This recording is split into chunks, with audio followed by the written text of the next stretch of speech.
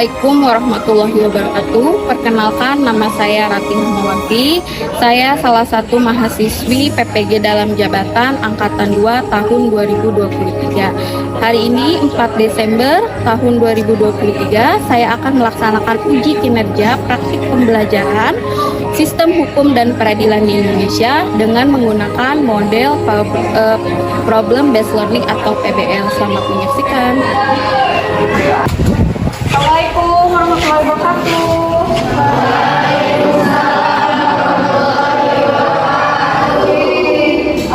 Selamat siang. Gimana kabarnya hari ini? Oke ya. Ini sebelum kita mulai belajar PPKN ya, silakan diminta dulu sama KM ya. Sebelum belajar, selanjutnya berdoa terlebih dahulu agar diberikan kelancaran dan kemudahan kepada belajar. Berdoa mulai.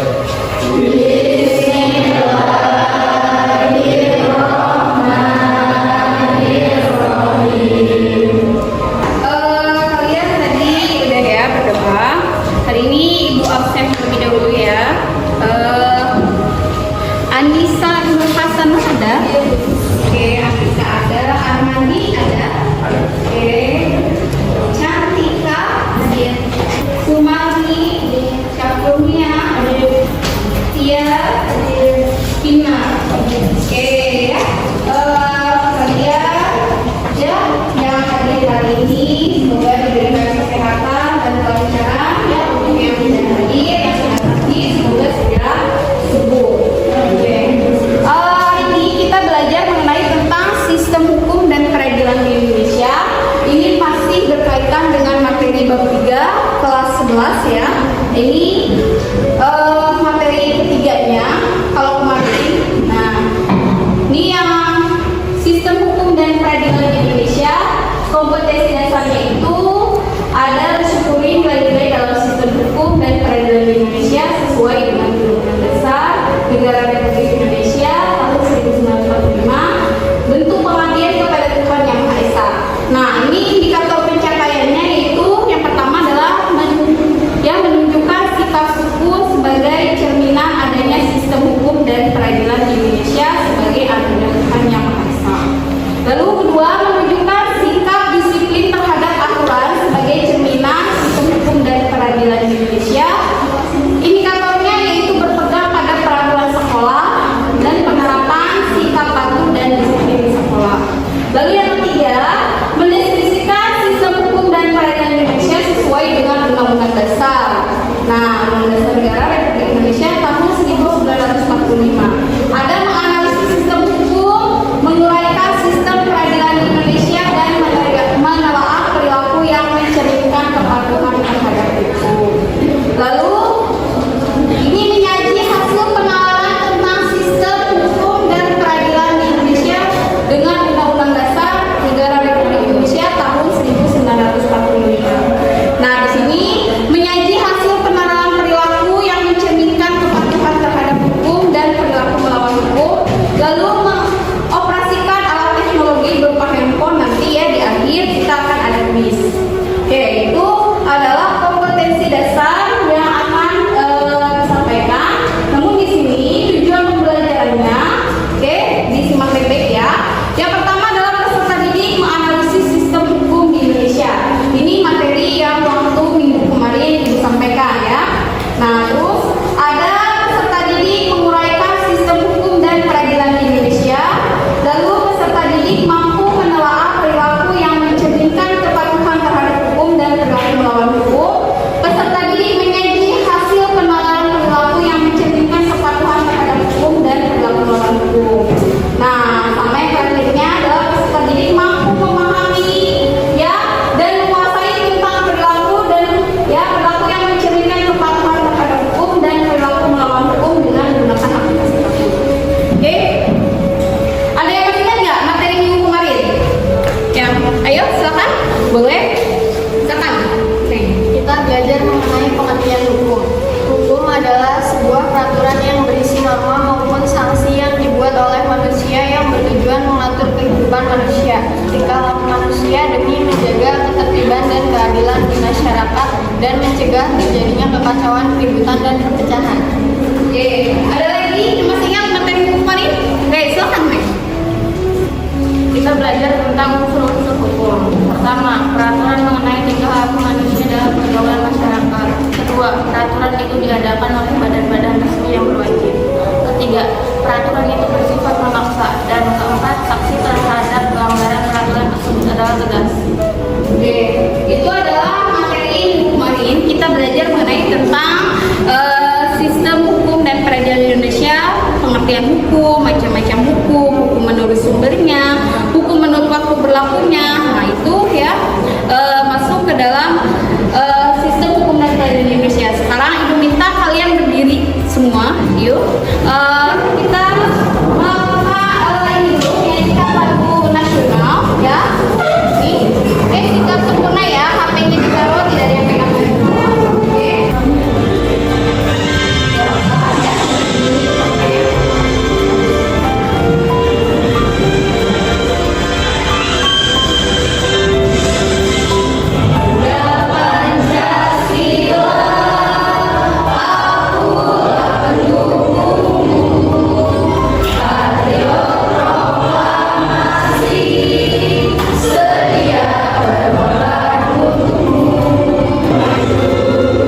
Oke, terima kasih. Silakan duduk masing-masing. Oke, kita masuk ke materi di sini mengenai tentang kesadaran hukum, yaitu kepatuhan hukum, ya. Kepatuhan terhadap hukum itu mengandung makna adanya perilaku mentaati peraturan yang berlaku jika tujuan hukum ingin dicapai sebelumnya. Maka setiap anggota masyarakat hendaknya memiliki perilaku sadar hukum. Nah, sadar hukum itu sendiri dimulai dengan dari diri sendiri ya, seperti misalkan mentaati peraturan, tata tertib sekolah ya. Itu salah satu bentuk kecil dari kepatuhan terhadap hukum. Oke, lihat ya. Kita simak ya video di sini mengenai tentang ya.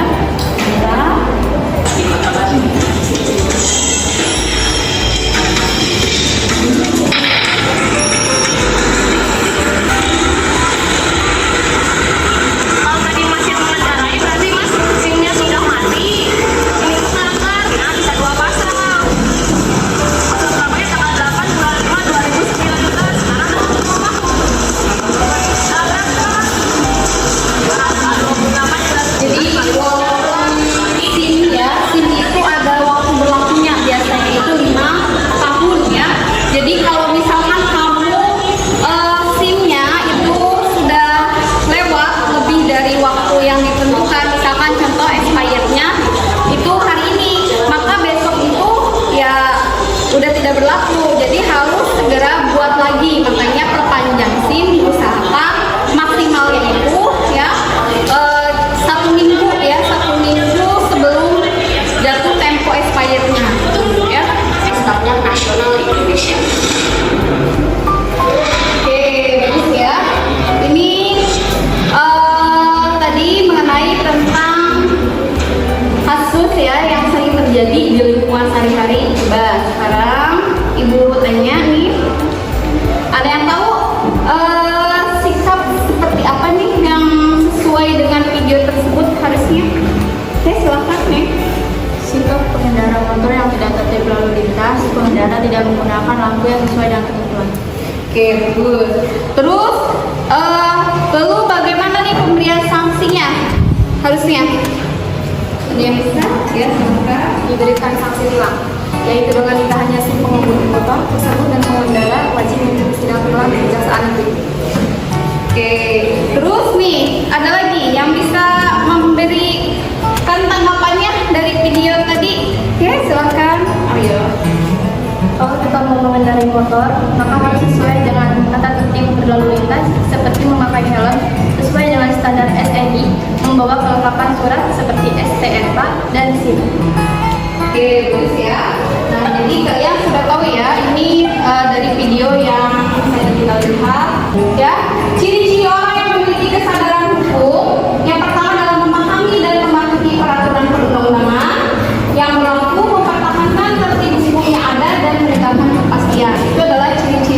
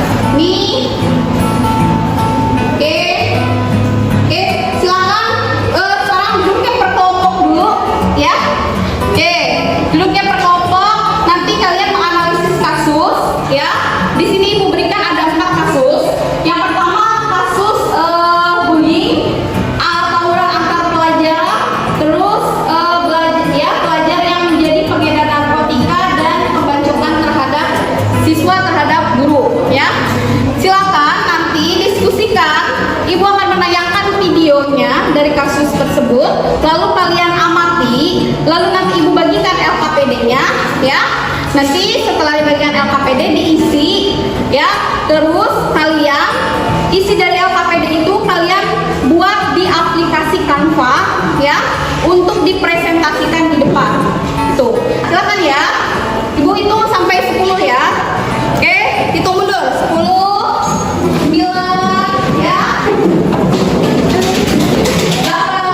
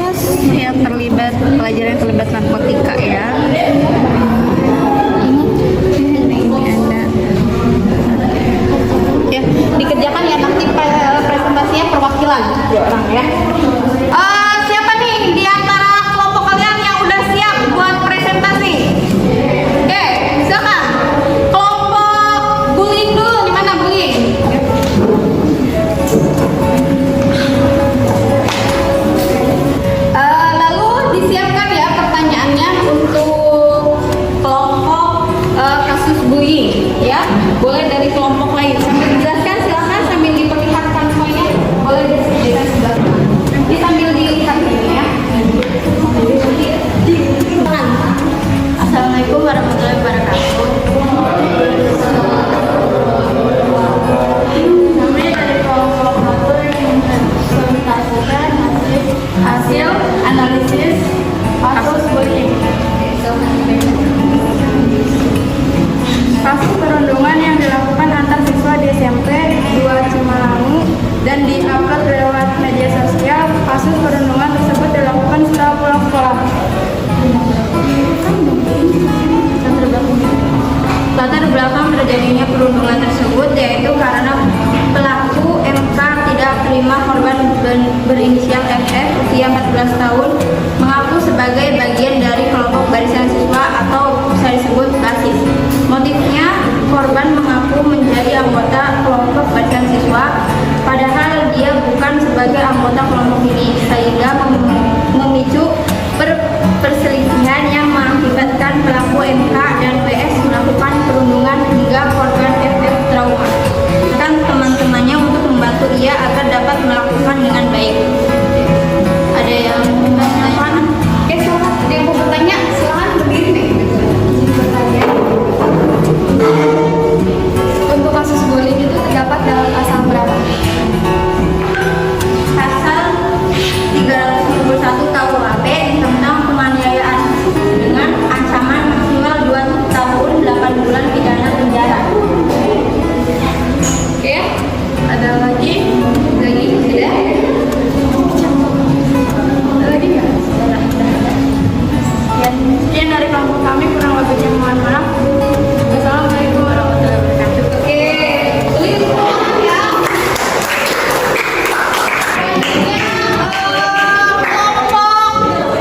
Apa nih? Tawuran antar pelajar dulu. Silakan maju ya, bawa karpetnya. Assalamualaikum warahmatullahi wabarakatuh. Kami dari kelompok 2 ingin mempresentasikan mengenai tentang kasus tawuran antar pelajar.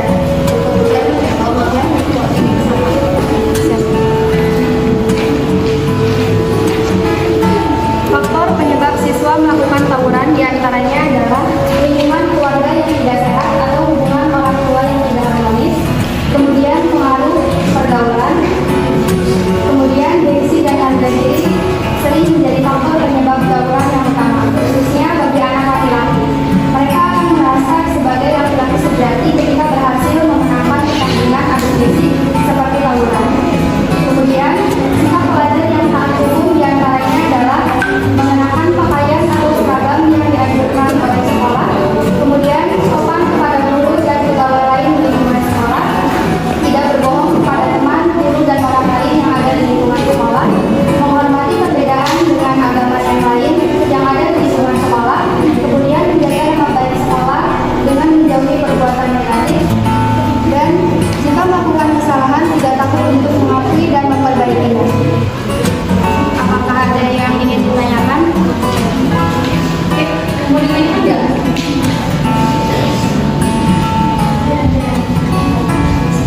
Pasal berapa tentang mengenai tawuran? Pasal tentang tawuran dalam undang-undang. Tawuran merupakan suatu bentuk tindak pidana karena pada umumnya tawuran melakukan itu pada pasal 170, 351, 355, dan 358 KUHP yang merupakan bentuk kejahatan, dan pasal 489 KUHP yang merupakan pelanggaran mengenai tentang penerapan pasal-pasal tersebut. Haruslah dilihat dulu unsur-unsur yang ada di dalam peristiwa tawuran tersebut. Cukup sekian dari kami, kurang lebihnya mohon maaf. Wassalamualaikum warahmatullahi wabarakatuh. Oke, waalaikumsalam. Ya, makasih. Tangan ya.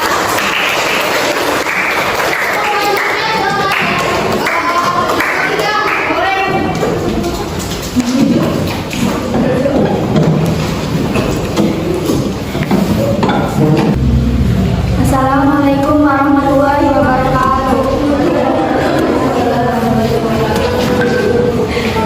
Kami dari kelompok Tiga ini mempresentasikan kasus pelajar terlibat narkoba.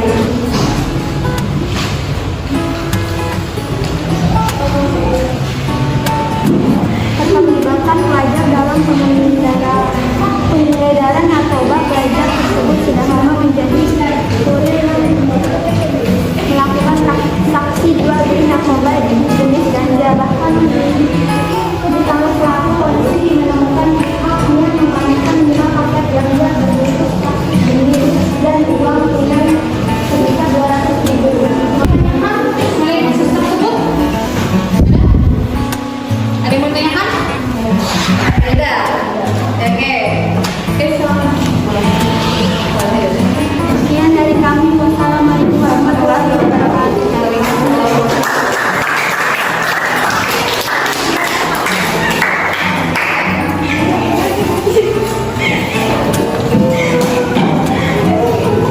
Assalamualaikum warahmatullahi wabarakatuh. Kami perwakilan dari kelompok kita akan mempresentasikan mengenai kasus motif siswa baca buku kenal. Kita singkatnya, pembacokan yang dilakukan seorang siswa terhadap kejadian di Demak, Jawa Tengah yang berawal dari pelaku AR datang ke kekuasaan bernama Ali Fakhroka sedang membelajar kelas itu dari semester 9.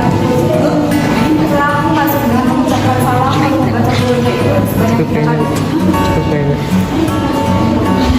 Menurut Angka BPS Muhammad Guru dalam ajaran agama yang dianutnya khususnya mengenai adab siswa terhadap guru. Ada yang ditanyakan? Ada yang ditanyakan nggak sama kelompok Islam? Boleh? Cuma mau tanya, mau dengar apa? Pasal berapa yang mengenai itu pembacokan siswa terhadap guru? Ya, jadi dikenakan pasal berapa dalam KUHP-nya?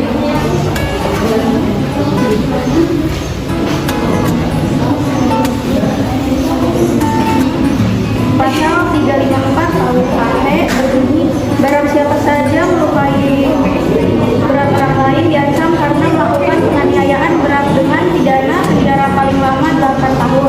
Jika perbuatan itu mengakibatkan kematian, yang bersalah diancam dengan pidana penjara paling lama 10 tahun. Oke, jadi pidana paling lama itu 10 tahun kalau sampai menyebabkan kematian, kalau enggak itu hanya 8 tahun. Oke, udah? Cukup ya? Oke, silakan ditutup. Sekian dari kami. Assalamualaikum warahmatullahi wabarakatuh. Oke, waalaikumsalam. Kalian sudah sukses ya untuk bisa membuat Canva ya lewat aplikasi dan seperti itu. Oke, silakan sekarang siapkan handphonenya, kita masuk ke Kahoot ya, kita ujian ya. Dari hasil ya, kita evaluasi pembelajaran kalian. Oke, siapkan handphonenya, silakan. Kita masuk ke aplikasi Kahoot ya. Oke. Silakan ya. Nanti kalian scan barcode ini aja. Oke, stop. Boleh scan. Stop. Stop sambil di scan. Atau kamu masuk ke www.kahoot.it ya. Atau boleh scan barcode-nya di depan kalau langsung di scan. Silakan. Stop. Silakan dikasih nama ini ya. Tuh udah ada masuk 3.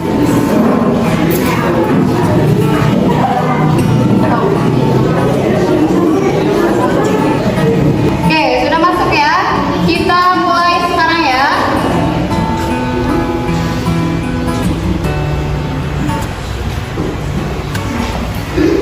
Oke. Tes hukum peradilan di Indonesia, silakan ya.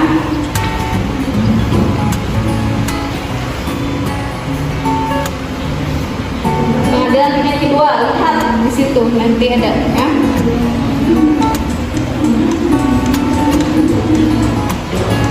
Waktunya 30 detik ya. Ini yang 5, 4, 3, 2, 1 itu ya. Oke, habis waktunya.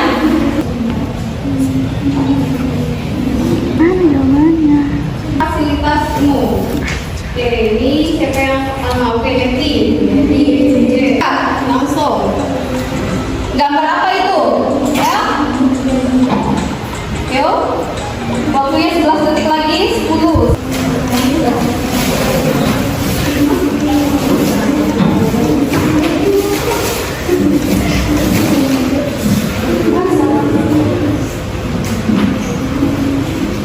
Oke. Sudah? Oke, kita lihat ya. Skor pertama siapa? Nah, ini sudah selesai. Kita lihat. Oke, kedua. Oke, oke ya. Selamat ya. Kedua siapa nih? Siapa? Saya.